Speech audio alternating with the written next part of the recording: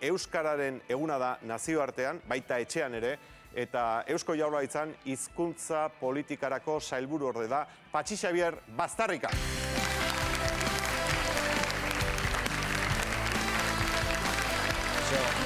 Arratsaldeon.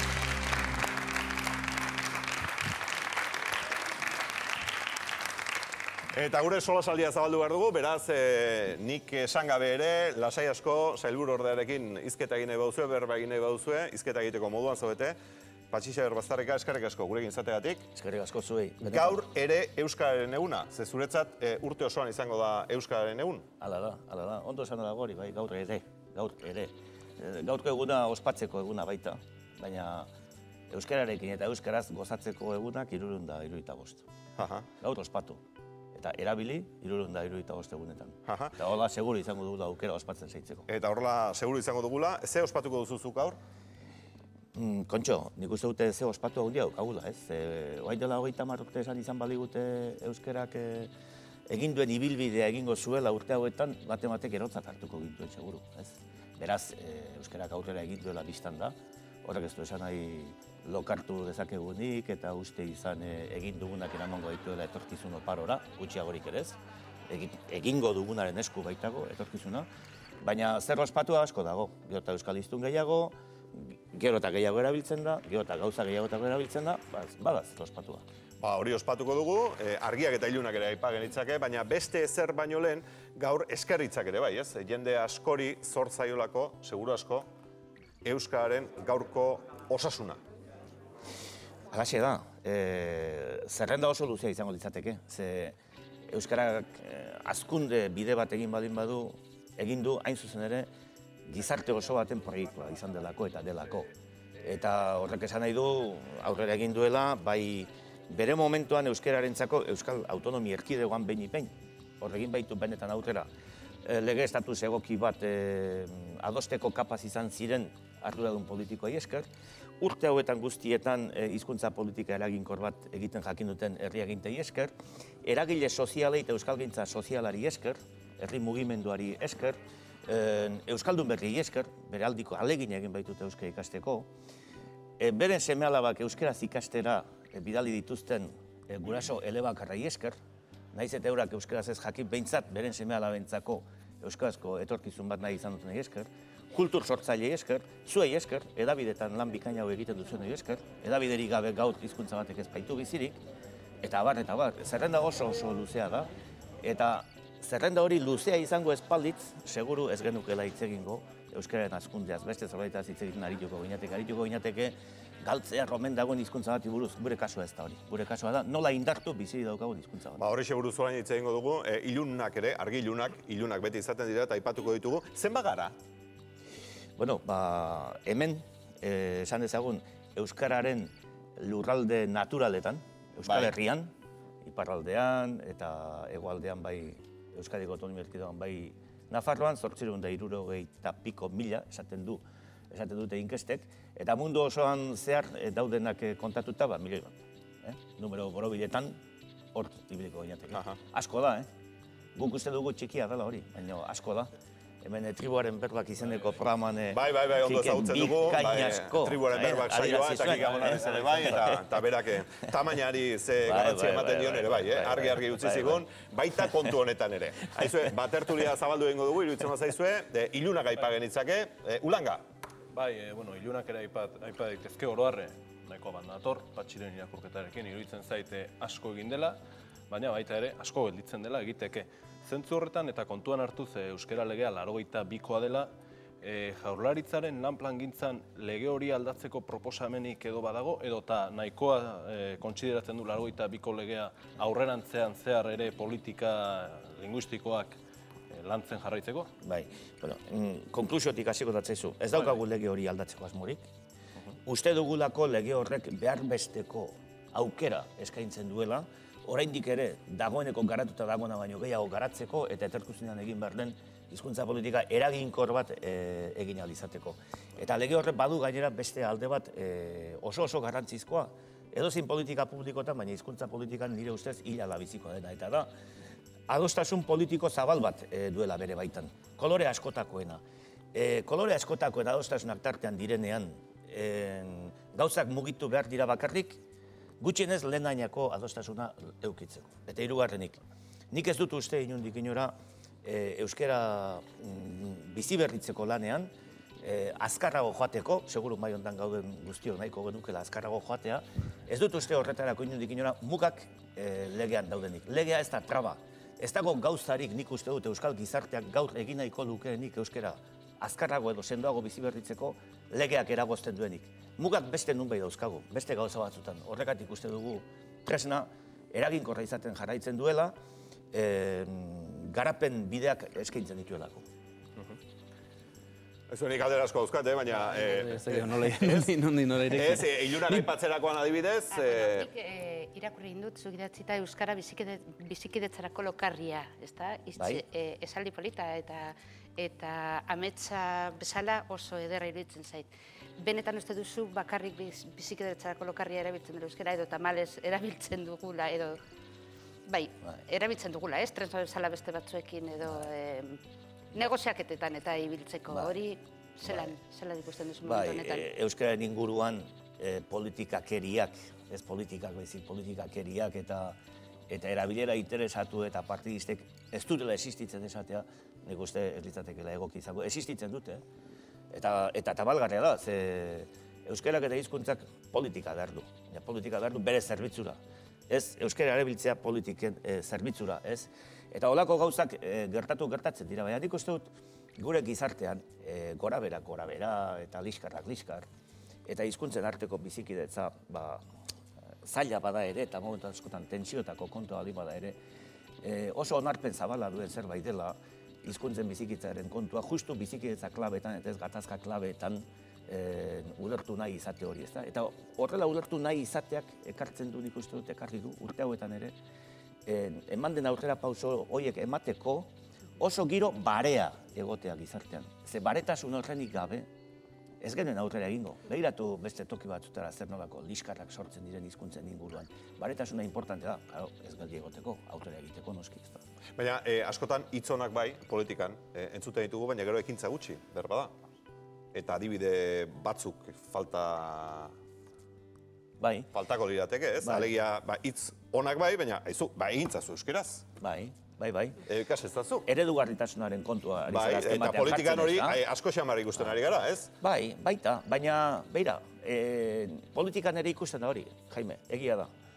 Baina politika ez da izango justu euskaren erabilerarik apalena duen esparrua gure gizartean ere. Honekin zer esan nahi dut.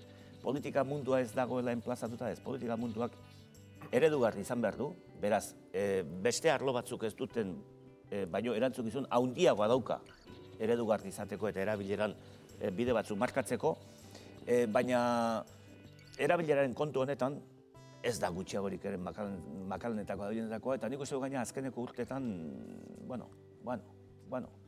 hor atzea ez dela egin, baizik eta baita ere aurrera, ez da. Baina oraindik politikari asko dauzkagu, herri honetan, euskararik ez dakitenak. Bai, gure gizarte azken batean baita, bera, empate tekniko bat dago gure gizartean. 127 euskaraz dakiena, eta 127 tutik ez dakiena. Tartean badago beste 124 bat, euskaraz ulertu bai, hitz egiteko gai ez dena, baina ulertzen duena, ez? Orduan, horrek bere isla du gizarteko sektore guztietan, baita politikan ere, guztietan, bai. Galdera bat egitekotan aipatzen baitzinuen euskara zela, Euskal Herrian zela gune naturala euskararena, jakinik Lapurdi Basen-Nafarroa Siberuan ez dela babes legedirik euskararentzat, euskara ez dela ezagutua, bat ere, legediaren aldetik, zuek zer egingo duzue laguntza ekartzeko? Bai. Bueno, guri dagokigunez alegintzen gara, eta gu ez dut esate bakarrik.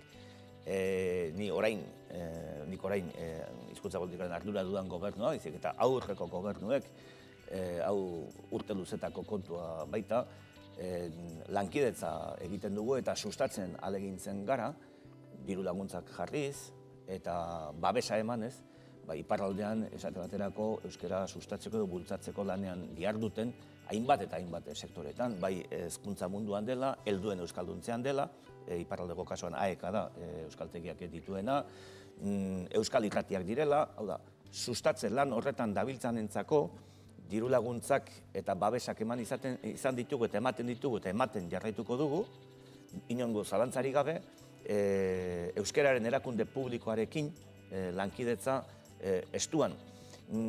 Iparraldearen kasuak garbi erakusten duena da, beira, iparraldean azkeneko 20 urtetan 12 puntuko atzerakada gertatu da euskararen ezagutzan. Galera, ikaragarria. Eta denbora hortan bertan, Euskadiko Autonomia Erkidegoan 20 urte horietan 8 puntuko igoera gertatu da.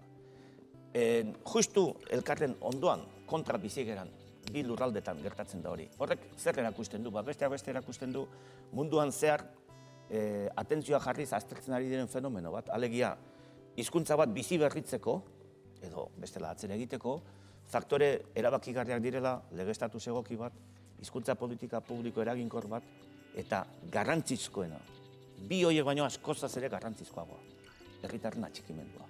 Herritarren identifikazioa, leialtasuna, nahidan bezala deitu, gizartearen beraren adostasun zabal batean oinarritua. 3 faktore horiek uztartzen direnean, euskara bizi berritzeko prozesuak gora egiten du. Horiek uztartudarik ez dagoenean, eta horietan makal gabiltzen den atzera egiten du. Euskaren kasuak hortarako ere, iparraldean eta Euskadiko Autonomia Erkidegoan gertatu den bilakaera ikusita, hori ikusteko ere balio dugu. Esteban Umerez, laburrantzen izketa egiteko eskatuko dizueten hori? Labur, alor bat bai badago ilunak eta nabarmentzekotan, baina ni dagokidan ez da abokatua naizelako, Aztarrika jauna, eta atzo elkarrekin horri buruzko aurkezpen batian egon ginelako. Alor bat badago iluntasunean bizidana, herrian dagoen 37ko banaketa hori islatzen ez dana, baina baita, nire ustez, herriaren atxikimendu eta konpromiso hori ere ikusten ez dana, eta bada justiziarena, ez da, epaitegiena. Atzo, da ontxe galdetuko iztorren gainean, baina atzo Eusko Jaurlaritzaren auzi euskaraz proiektu aurkeztu zen, eta hor oso garrantzizko izan zen epaileak, fiskalak, Jaurlaritzarekin batera, konpromiso horretan euren atxikimendua nabarmendu zutela, hori proiektu horri buruz galdetuko dizut beraz, baina baita ia ez ote den garrantzizkoa gu geuk herritarrok justiziara jotzen dugunean, urte askotan beti beldurtuta egon garen horretan, ez ote dugun hasi behar gehiago eskatzen justiziatik, zerbitzu euskaldun hori ere emateko, ez? Eta gure atxikimendua ere, konpromiso ere horretan exigitu, ez? Herritarroi. Bai. Arrazoi betea duzu, nire ustez, ez? Proiektu hori atzo aurkeztu zena, interesa handiko proiektua da, eragilea izango da, ez dut inongo zalantzarik, eraginkorra izango da, bai abokatuentzat, ez bakarrik epaitegi barrurako, arlo sentidu askotatik begiratuta, ez da?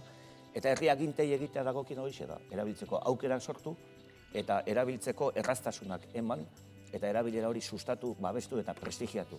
Baina gero, zuk ondo diozun bezala, herritarroi dagokigu aukera horietaz baliatzea, ez? Azkenean hemen protagonista nagusiak ez dira ez gobernuak, hau agian hizkuntza politiko sailburuak esatea zenbaitentzako arraro izango da, baina kontu honetan, protagonista nagusiak ez gara gobernuak, ez dira legeak, arauak, ez da guk egiten dugu hizkuntza politika, beharrezkoa izanik, protagonistak herritarrak gara. Herritarron hizkuntza ohiturak aldatzea da hemen jokoan dago. Baina badaude administrazioan zenbait arlo, Osakidetza aipatzen da askotan, segurtasun saila ere bai, herritarrek euskaraz harremandu nahi dutenean, defizitak. Defizitak eta erraztasunak, gaina errazak ez diren. Defizit nabarmenak, zailtasunak, herritarrok aitortu ditugun hizkuntza eskubide horiek benetan baliatzeko egia da. Eta herriak gintu dagokigu, hor fokoa jarri eta hori gainditzen joatea, baina herriak gintu gaizkingo genuke herritarrari esango ez pagenio, aukera duen guztietan ez dugu da erabiltzen. Eta, kontxo, herritarrok eta iztunon konpromisoa da hemen giltzarri nagusia. Inori erruri botagabe, kontuz. Da, bakarrik da jakitea, hizkuntza bat ez dutela salbatzen hirugarren batzuk, baizik norberak egiten duenak salbatzen duela, norberaren herriaginteak, norberak pertsona bezala, norberaren kolektiboak. Ideia hori, nik uste oso garrantzizkoa dela. Guk imaginatzea aldugu, esate baterako herritar bat salaketa bat jartzea joaten danean udaltzain batzun gana. Udaltzain horiek salaketa hori euskaraz jasoko balute eta epaitegi eta euskaraz emango balute. Horrez ere esan daiko duke. Beste esan daiko duke prozedura hori epaitegian euskaraz hasten dela. Zenbat euskaldunek aldiz salaketa horiek eiterakoan ez du euskara baliatzen. Eta berriro diot, hau ez da erru kontu bat, ez? Baina kontrakoa esango dizu bakarren batek, zenbat aldiz ertzain auto batek geratu gaitu, eta euskaraz ez dakila aitortu digu. Nik hori esan nahi dut, ez? Biak daudela, alegia, biak daudela. Orduan, erabiltzea bat bestea lehuntzeko edo estaltzeko, ez da bidea. Biei egin bat dugu aurre, biei. Urte askotan, errua bota diogu sistemari, sistemak ez gaituelako gonbidatzen euskaraz egitera, ertzain batek edo udaltzain batek epaileak edo gure salaketak euskara hartzerakoan aurpegi txarra jartzen digulako, edo politikoki ere identifikatzen gaituelako, horrelako aitzakiak askotan jarri dugu, uste dut 30 urte pasatuta gero, euskararen legetik eta badala ordua, aitzaki hori albo batera utzi, erabiltzen hasi, hori galdatzen hasi, eta orduan sortu beharra. Ze behar hori ere askotan, ez ertzainek, ez epaileek, ez dute askotan ikusten. Baina batzuetan erantzun txarrak ere emate dituzte. Bai. Eta hori salatu egin behar da. Horren berri jakin egin behar da, eta horri buelten. Eta, herria gintek elebide sortu baldin bagenuen esatu baterako. Ez horri bizkar eman nahi zoelako, ez hain zuzen ere, herritarra babestua sentitu egin bere eskubidez baliatzera. Defizitak badaude, eta egoten jarraituko dute. Hau aldatzeko denbora gehiago behar da. Administrazioan ere, leku batzutan, gune batzutan, askozaz aurrera pausa handiagoak eman dira beste gune batzutan baino. Keja gehien jasotzen dituztenak jakina dira polizia, osakidetzat, oiek. Baina gaur osasun zerbitzuetan, egia da baita ere, berealdiko gehikuntza gertatzen ari dela euskararen erabileran. Horrekin lasai gehiatu gintezke, ez. Horrek esaten diguna da posible dela gehiago. Unaiko ekolea, bai. Begira, nik etorkizunera begira beti ulertu izan dut elean hitza izango dara etorkizuna. Orduan, zuen zaudela aprobetxatuz, nik jakin nahi nuke nola landu dezakegun etorkizuna jakinda euskara, naiz da milioi bat izan, hizkuntza txikia dela munduan, eta gainera bi hizkuntza nagusiagoekin, handiagoekin elkarbizitzan dagoela, sarri informazio falta bilatzen dut. Nola egingo dugu posible, zeintzuk dira beste herrialdietan erabiltzen diren estrategiak hori gauzatzeko. Hau da, eleanitza bada etorkizuna, euskara bultzatzeaz aparte baita ere eleaniztasun hori landu beharko dugu, ez? Agurtzanek Jonaren inguruan, hau da nola lokarri bilakatu bizikidetza hori, hizkuntzen arteko bizikidetza hori. Nik uste horre lan handia dago, eta ni artista bezala beti berrikuntzan eta sartutan nagonez, horren inguruan asko irakurtzen dut. Eta zuk agian informazioa gehiago daukazu, hau da nola landu etorkizuna eleaniztasun horretan, euskara nola sartu horretan? Bai. Erronka handia da. Ikaragarrizko erronka. Erantzun berria eskatzen duen erronka berria delako. Errezeta zarrek ez dute balio erronka horri erantzuteko. Errezeta zarrak izan baitira hizkuntza kontuan, edo hizkuntza bat edo bestea. Elebakartasun sozialaren paradigmarekin ibili gara, eta paradigma beste hau da, zuk esaten duzun hori, ezta? Eta testu inguru horretan nola demontre lortu, euskerak eukidezan, ez leku bakarra, ez baitu eukiko eta ez dugu nahi gaina. Hizkuntza gehiagorentzako tokia nahi dugu geure eguneroko bizitzan da gizartean. Nola lortu euskararentzako behar besteko tokia eta arnasa beste janez ezaten eta iraun dezan. Nik uste dut euskaraz sortu behar dugula. Eta gauzak natural euskaraz egin behar ditugula. Pentsatu gabe gauzak guztiak eta bakoitza gure gizarteko kide guztiek eta bakoitzak guztia euskaraz egingo duenik ez. Hainbat gauzatarako erabilik dezakegu zergatik ez gaztelaniaren ezagutza, gaztelanezko gauzetaz baliatzeko, zenbait jenderekin harremanetan egoteko, ingelesarena, frantsesarena, dena delakoarena, baina guk sortu dezagun euskeraz.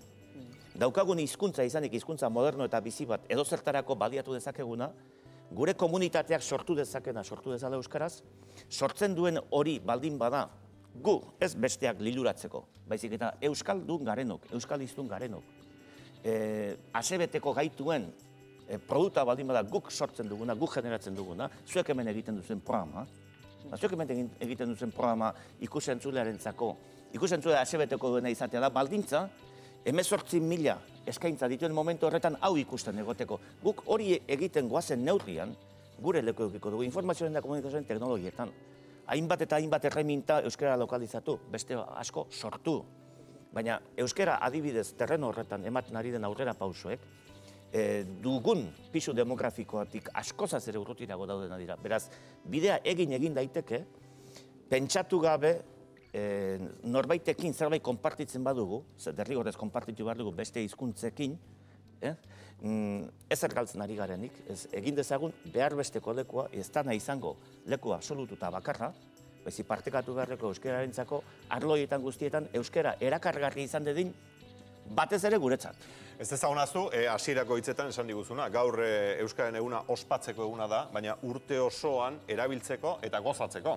Hori da, gozatzeko. Eta gure hurrengo gonbidatua, Martin Jojola, kanpotarra da, txekiarra da, gure artean dabilen arren. Martin, arratsaldeon. Arratsaldeon. Ondo? Ondo, bai. Bai, zu txekiarra zara, antropologoa, eta oso kerrazpanago, 5 hizkuntza egiten dituzu, txekiera, gaztelera, ingelera, alemaniera... Alemaniera pixka bat, bakarik. Eta euskara? Bueno, euskara pixka bat eta alemaniez ere pixka bat, bakarik. Egia esan, batzuetan kanpotik begiratuta hobeto ikusten dira gauzak. Nola ikusten duzu, nola ikusten gaituzu, nola ikusten duzuzuk euskara? Bueno, euskara niri asko gustatzen zait. Beste hizkuntza bat da, niretzat pixka bat interes profesionala da, baina gainera oso ondo dago beste hizkuntza ikasi, eta Euskal Herriko dagoena edo egotea oso espeziala dela nire ustez. Zu Pragako Karlova Unibertsitatean, Europako unibertsitaterik zaharrenetako batean ari zara zure ikerketa egiten, Erasmusekin etorri zinen Euskal Herrira, euskara ikasi zenuen, gero internetez segi izan duzu euskara ikasten, eta gaur egun bertsolaritzaren inguruan ari zara zure ikerketa egiten. Bai, egia da. Eta ze ikertu nahi duzu ba? Da pixka bat zaila esplikatzeko euskeraz. Nik normalean nire elkarrizketak erderaz egiten ditut, baina nire gaia da bertsolaritza eta hizkuntza, nola bertsolariek nola ekspresatzen dute gizartearen gaiak, edo nola bizi diren euskaldunak Euskal Herrian, eta hori. Eta zer egin zaizu hor erakargarri, zerk eman zizun atentzioa hori ikertzeko? Ez dakit, galdera ona da. Niri asko Euskal Herriko abeslariak gustatzen zaizkit, Mikel Laboa, Xabier Lete, orduan esan zidaten badago beste forma, beste artistiko forma bat badago, da bertsolaritza oso interesgarria da, nahi baduzu joango gara ikusteko eta horrela. Eta horrek tentatu zaitu eta hori ikertzen hasi zara. Zein da zure bertsolari favoritoa, Martin? Ez dut esan nahi. Euskal Herrian ja erabat integrauta zaudela ikusten da. Ergi ba, Martin Jojola, benetan, zorionak, Euskara ikasteagatik, Euskal Herriarekin erabatera edo bestera maite mitzagatik, eta egiten ari zaren ikerketa honengatik. Eskerrik asko eta agur bero bat. Zuei, ondo segi. Agur. Honelako adibideak tira, tarteka marteka topatzen dira, ez? Milioiaren barruan. Interrogatorio mundiala egiten dugu. Mundiala? Mundiala, interrogatorioa. Ez dutu. Ez, baina galdetzea da lana, ez? Hori da gure zera. Eta galdetze kontuotan, ilunak aipatzen hasi garenean, ze pasatzen da gaztetxoen artean?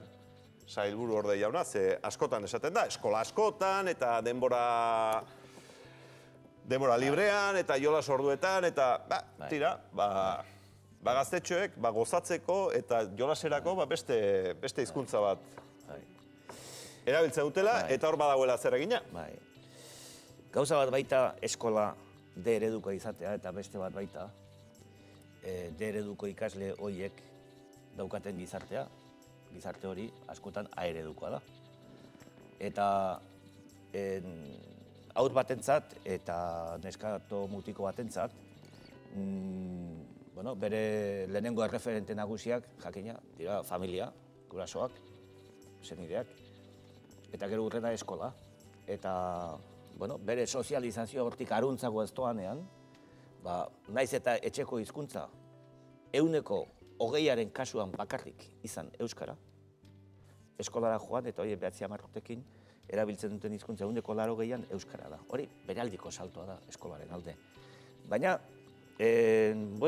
nerabe izatera pasatzen direnean, gaztetxo izatera pasatzen direnean, euren sozializazioa familia eta eskolatik aruntzago beste gune batzutara, lagun artera, eta beren eskolaz kanpoko jardueretara eta pasatzen da. Eta leko horietania, gaztelania, duen indarra erakusten du.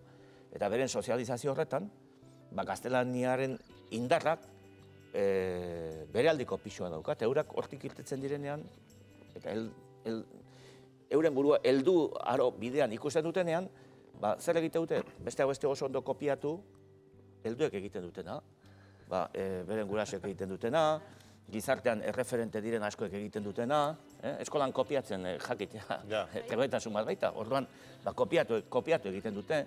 Orduan, eskola ez baita gizarte honetan, uarte bat ez, da gizarteko beste parte bat. Eta gure gizartean, lehen esan duan enpate tekniko hori dagoelarik, zenbait tokitan, guzti ez baita azpeiti, beste zenbait toki askotan, erabiltzeko aukerak eta giroa, ez da ine euskalduna. Orduan, eskerrak eskolak sortzen duela gune bat nun euskaren erabilera oso altuak gertatzen den. Baina Googleen zer egiten genuen patiora irtetzen ginen eskolan, erderaz eskolatzen ginenean.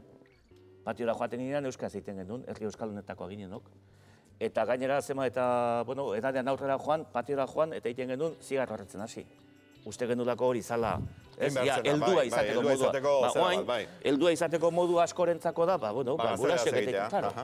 Orduan, horri buelta emateko, behar da, errazeta bat bakarrik. Jabetu gaitezen, erabili, dala euskara maitatzeko eta salbatzeko modurik eraginkorrena. Eta denbora gehiago. Ze 30 urte pasatu dira, baina ez da horren besteren. Nik uste dut asko egin dela, 30 urtetan. Garbi dago, sailburu ordeak edalontzia erdibete ikusten duela. Ez? Nik betetzen ari den edalontzi bat ikusten dut. Eta nik ere, nik nerabean ezagutu ditu gazteak erdera egiten zutenak, apur bat helduagoak izan direnean eta bikote harremanetan eta zidirenean euskeraz aritu dira, sentitzen dutelako, eta esan aldizut ere, gero eta gehiago sexuan euskeraz aritzen direla. Eta lehen, ez hori, oso gutxitan. Euskaraz gozatu egin behar baita. Hori da. Baina, harritu dutzi nago agurtzanek, gero eta gehiago sexuan, baina ze... Bai, gazteak. Hitz egiten dugu, gazteen harreman. Ez zuten ditu. Hitz egiten da, tasu. Eta euskaldun peto-petoa. egiten ditu. Komentatzen da, non egiten duen euskaraz euskal peto-petoa zara, baina gero, zer? Zer harremanetan? Sarri komentatzen da, hori. Utziko diazu datu bat esaten honetan? Datu laburra favorez, bai. Mira, 16-24 urte bitartekoetan, orain dela 20 urte, elebidun edo euskaldun ziren gazteek, gaur, duela 20 urte zirenek, baino askozaz gutxiago erabiltzen zuten. Orain dela 10 urte, hori buelta ematen hasi da, eta gazte horiek, gazte elebidun horiek, geotak gehiago erabiltzen dute euskara. Hor, badago, buelta positibo. Harremanetan, sexuan edo oro hartzen nahi duzu. Bueno, ikerketa soziolinguistikoak ez dira horren bestera ino. Behar bada egune batean egin beharko Horren dugu, bestera ino. hori galdetu beharko izango da. Baina bai, esparru ez formaletan lagun artean hor dago benetako apostua eta hor egin behar du gora. Aizue,